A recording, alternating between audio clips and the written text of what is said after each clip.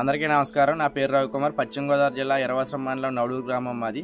ఈరోజు కోడిగుడ్డు నిమ్మరసం తయారు చేసే విధానం చూద్దాం. ముందుగా 50 నిమ్మకాయలు తీసుకోవాలి. ప్లాస్టిక్ డబ్బా ఒకటి తీసుకోవాలి. ఒక 12 కోడిగుడ్డులు తీసుకోవాలి. నిమ్మకాయలు శుభ్రంగా నిమ్మరసం తీసుకుని వడగట్టుకోవాలి. వడగట్టుకున్న మిశ్రమాన్ని పక్కన పెట్టుకుని గుడ్డులు శుభ్రంగా గుడ్డతో క్లీన్ చేయాలి. శుభ్రంగా తుడుచుకుని ఆ ప్లాస్టిక్ డబ్బాలో తగలకుండా జాగ్రత్తగా అమర్చుకోవాలి.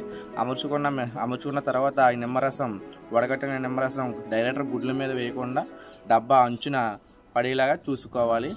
ఈ మిశ్రమం 10 నుంచి 12 రోజుల్లోపు గుడ్లన్నీ కరిగిపోతాయి.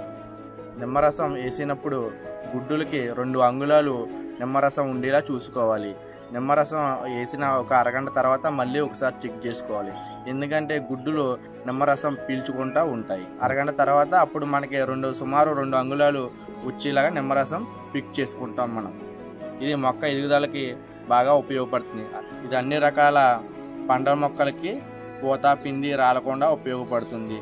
అన్ని రకాల పంటల మీద ఈ కోడిగుడ్డు నిమ్మరసం వాడుకోవచ్చు. ఈ కోడిగుడ్డు నిమ్మరసం 1/2 లీటర్ నుంచి 1 లీటర్ వరకు తీసుకుని 100 లీటర్ నీటిలో కలుపుకొని ఒక ఎకరానికి పిచికారీ చేసుకోవాలి. నిమ్మరసంలో సిట్రిక్ యాసిడ్ ఉంటుంది. సిట్రిక్ యాసిడ్ ఉండడం వల్ల గుడ్డిని కరగదీస్తుంది.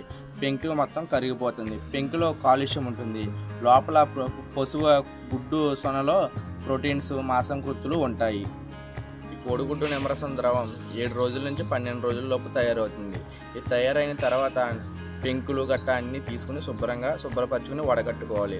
వడగట్టుకున్న మిశ్రమం లీటర్ కోడిగుడ్డు నిమ్మరసంలో 1/2 కేజీ బెల్లం మెత్తగా మన శనగపిండిలా మెత్తగా చేసుకుని దాన్ని నిమ్మరసంలో కలుపుకోవాలి. 6 నెలల వరకు నిల్వ ఉంటుంది. రోజుకోసారి మూత తీసి 1 నిమిషం సమయం ఉంచి మూత మరలా గట్టిగా బిగించాలి. ఇలా చేయడం వలన లోపల ఉన్న గ్యాస్ బయటికి వస్తుంది.